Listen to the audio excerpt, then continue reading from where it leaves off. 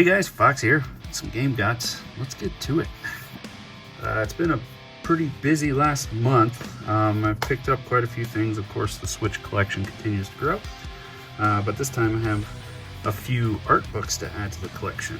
The first one is this re-release of the P Studio art unit, Artworks 2.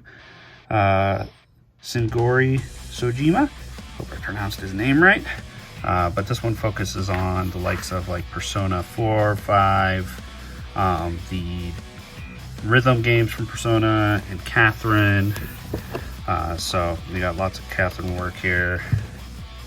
Just go through this. A lot of Persona 3, 4, and 5 because of the fighting games and the dancing games. But it's a really good art book. I like the sketches. I like, especially, of course, I love the Persona 5 stuff. I use that as a wallpaper on my computer for a long time. But yeah, great stuff. Really good art book. Two more art books actually, and these I picked up used for a pretty decent price, and something I wanted to add to my Trails of collection. And that is the Legend of Heroes, Trails in the Sky, of Zero, of Blue, which we're known as going to become of Azure when it gets released here. And this is just an illustration book from that whole set. So we got a lot of good artwork here. Just gonna flip through it real quick, guys, so you can see a little bit of the artwork.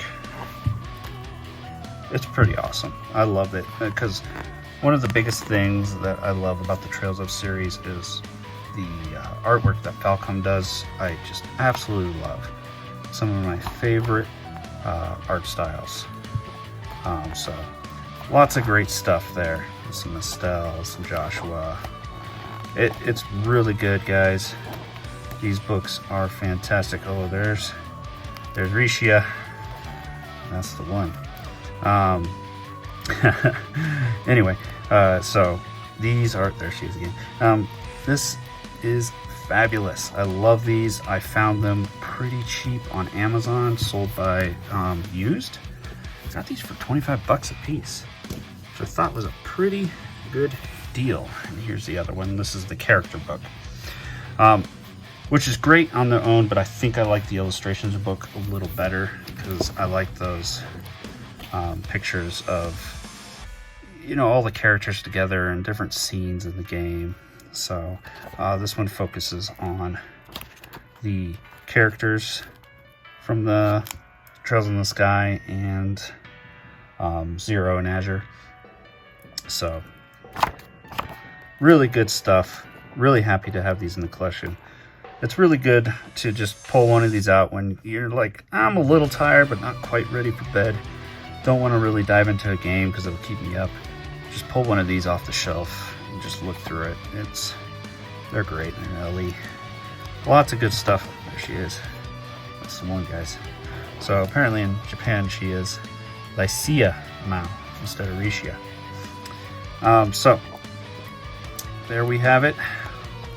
Lots of great art books. Love them all. All right, moving on. We got some retro stuff. I picked up one Game Boy Color game this month, and I've been trying to lay off a lot of the retro games because obvious reasons. It's freaking expensive right now. So I've just been getting modern games, lots of pre-orders, probably too many pre-orders to be honest. But for that Game Boy Color, I got another Simpsons game to add to my Simpsons games collection, and this is Night of the Living Treehouse of Horror. Have not played this yet. I know I have my modded Game Boy Color that I really want to play this in, so it'll probably happen sooner or later. Because let's face it, I'll probably only maybe spend an hour with it. A couple Game Boy manuals. Picked up Kirby's Star Stacker. It's in pretty good condition. The store I found this in, this Nemesis Manual, said, that manual's in bad condition. He's like, you can have it for free. I was like, I'll take it.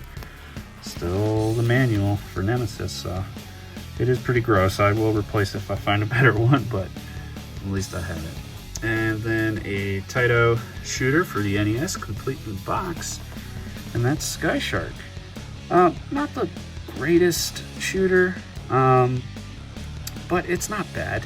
It's fun. I played it a lot as a kid, so I have some nostalgia with it, and it's decent enough. A lot of fun, and this game is not expensive. So I think I found this complete in box for $18. So I was like, yeah, that one could go on the shelf. That one gives me good feels from when I was a kid. Alright, off to the more modern stuff. A couple new Evercade releases, because the Evercade is pretty awesome, guys. I enjoy it. There are some kind of trash titles on there, but I'd say for the most part, there's some good, decent games to play. And these two releases are excellent. So we have the Worms Collection 1, so I guess that tells me they're going to release another Worms collection, which is fine, I guess. But the real game that I'm always looking for when it comes to playing Worms is Worms Armageddon. That's one of my favorites, so it's awesome, excited to have that.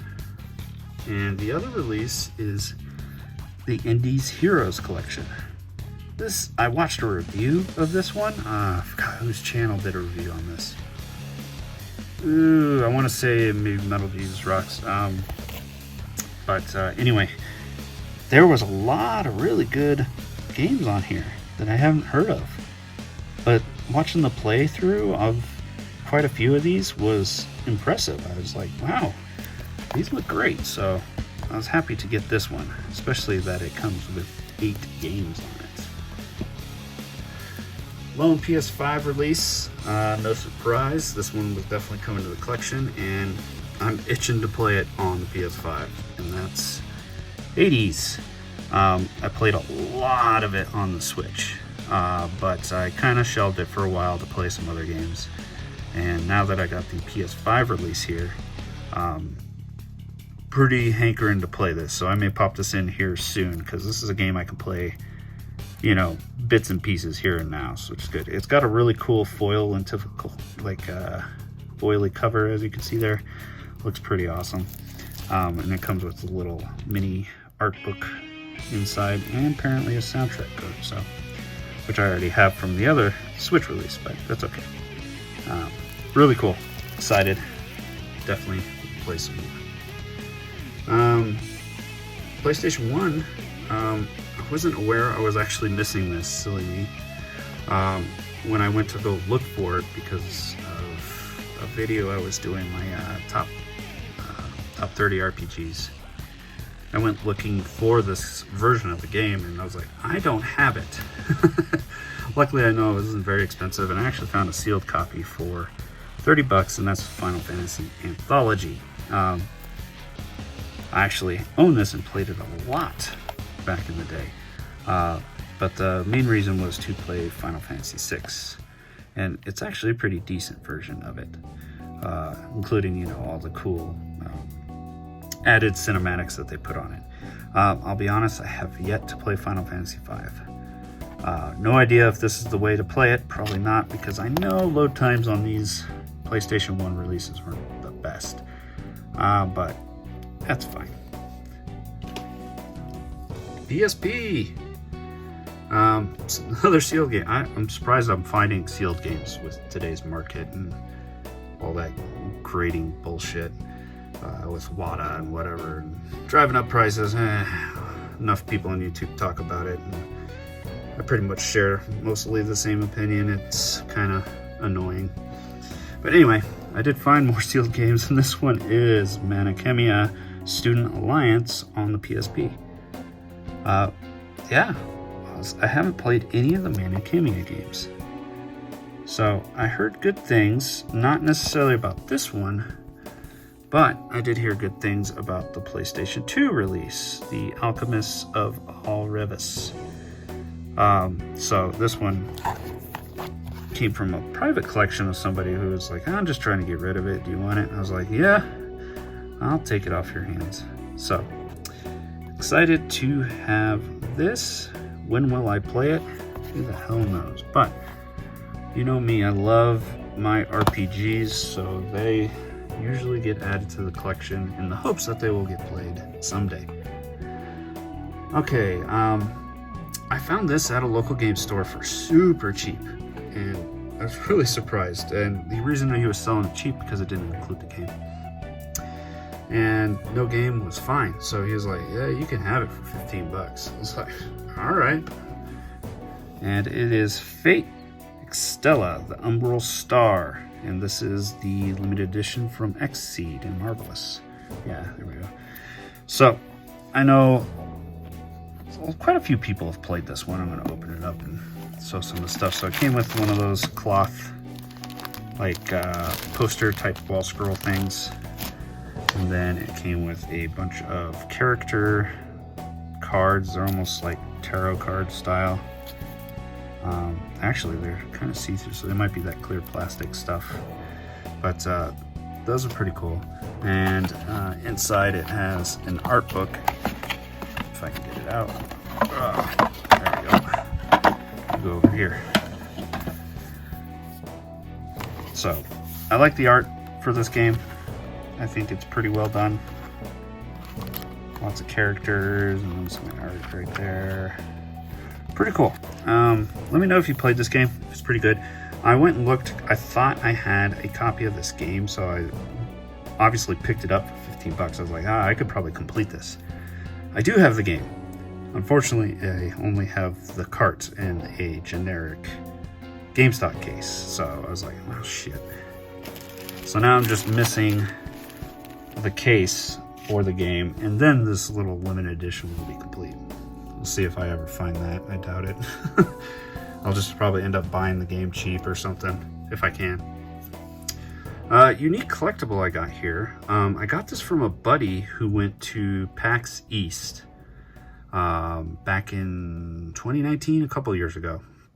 And he saw that my Trails collection was getting quite massive. He's like, hey dude, I got something for you. I got this from a booth back in PAX East. So he sent it to me. It's a little pin. And it's a Trails of Cold Steel 3 pin with Raiden on it. I was like, wow, that's cool. I've been buying a crap ton of these pins for all the Trails of games, you know, with Pinbox doing their releases, and they recently released a whole Trails of Cold Steel set, and of course I bought it. It was expensive, but when that comes in, I'll show you guys. I did a little PlayAsia purchase here. Heard a lot of good things about this game, and I thought I got the English release for this, but I'm mistaken. I have the Japanese version, and it's of Arya Chronicle, which is a game I really wanted to play, and for whatever reason I thought I was getting an English copy. This is the Japanese copy, and I don't think it is in English. If somebody knows, they can correct me. But I was really pretty upset when it came in the mail, and I was like, well, shit. This is a Japanese copy. I don't know if I can play this. I was like sad.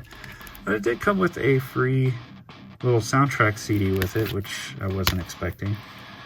And a couple stickers. I don't know if these are relevant. No, I think these are PlayAsia stickers. Yep, PlayAsia stickers. Whatever.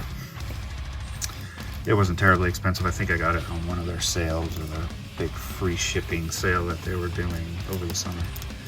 All right, on to these Switch games. I've got 1, 2, 3, 4, 7. First one, Raiden 4 remix. So this is to celebrate the 30th anniversary. Somebody was talking about this, one of my YouTube buddies. It could have been Return to Mother Base. Might have been somebody else. Might have been Steve Supremo. I don't remember.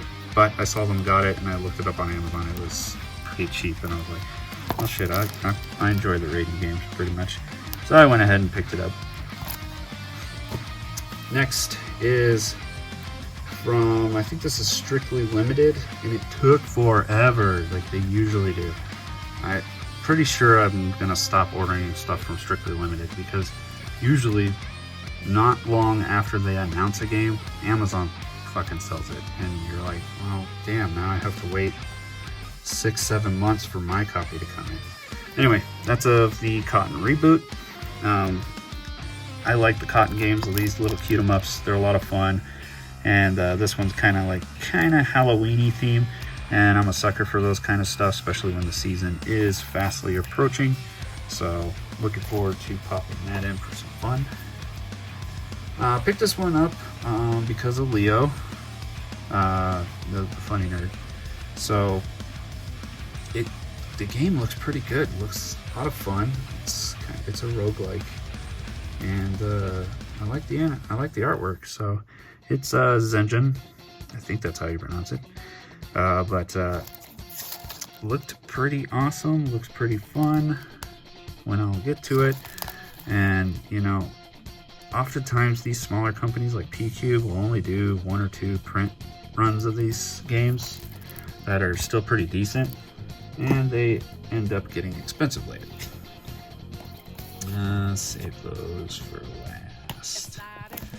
This was not a surprise. I platinumed this one on the PS5, and IM 8-Bit went ahead and did a release, and that's of Spiritfarer. Very excited. Really good game, guys. This one tugs on the heartstrings pretty good, but it's really fun, unique gameplay, where you take over as the sea fairy guy of the dead, or is it Chiron or whatever, and you take these souls to the gate. I forgot what it was called, guys. Sorry, it's been a little bit.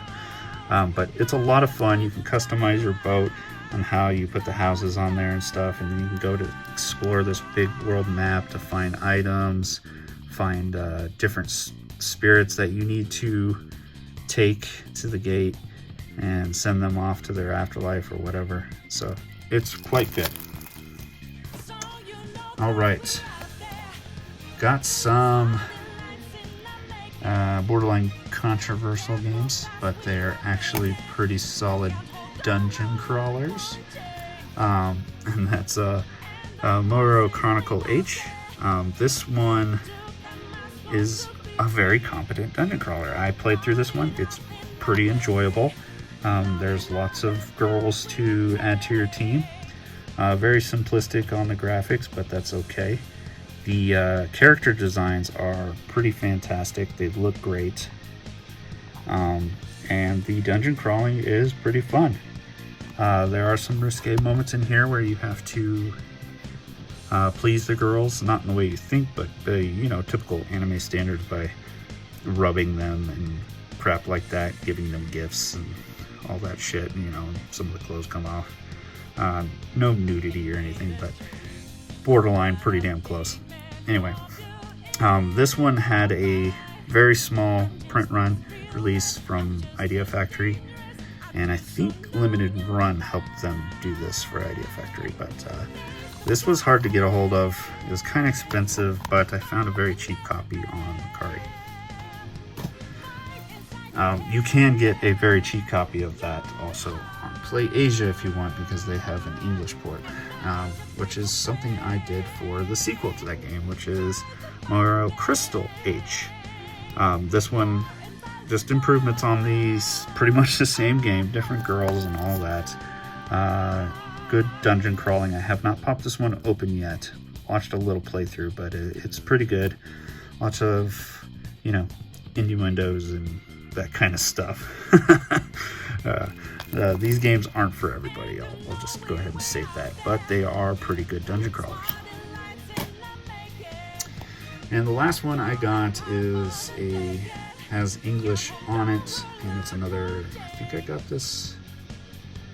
I think this was a Play Asia release, and this one I didn't like as well, and that's Omega Labyrinth Life. This one was a little too much for me. It was a little too deep in the the rubbing and all that crap, and it was kind of over the top for me. Even I have a line that I draw. So, but the dungeon crawling was still okay. It was pretty decent, but there's a little bit of farming in between your dungeon crawling levels, and the dungeon crawling focus is different. It's like first person action, and they just Like up here, they just swing their swords at the enemies when you get close to them. So if you make a movement, the enemies make a movement, and you could take some other girls with you and they'll swing from different angles and stuff like that. It wasn't a bad game. It was fine. It was a lot to deal with. But when I played Motoro Chronicle H, I liked that one far better. All right, guys. Thanks for watching. This video went on for a while, and I hope you guys enjoyed. Catch you later.